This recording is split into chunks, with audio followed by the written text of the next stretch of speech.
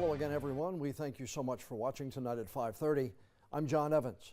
The state agency was formed to help victims of Hurricanes Matthew and Florence.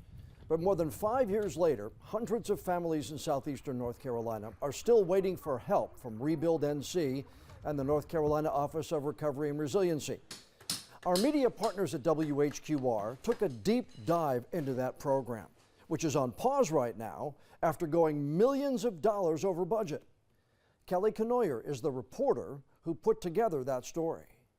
Well, I cover housing all the time for WHQR, and this was just such an egregious case. You know, this family has been waiting for more than 5 years to get the help that they were promised.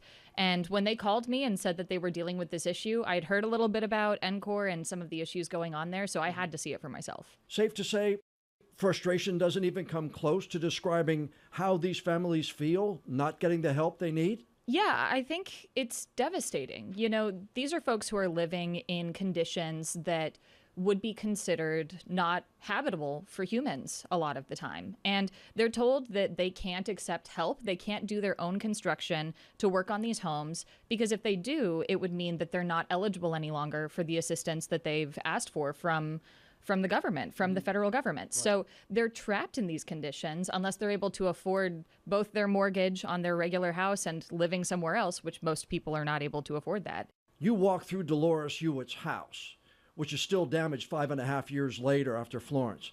Can you tell us what you felt like there? There's portraits of the family on the walls, you know, like portraits going back to the 70s of everybody in this family. And it's just so clearly a loved home, you know, interesting paint colors, all of these things. Right.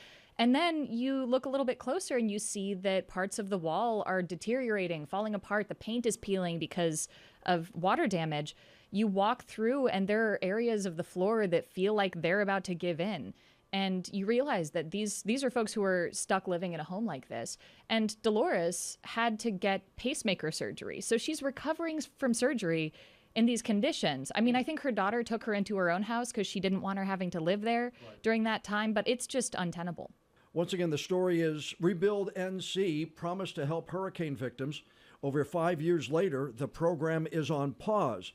Published by our media partners at WHQR, Kelly Canoyer is the reporter. We'll have a link to the story on our website. Kelly, always good to see you. Thanks for coming in. Thank you so much, John.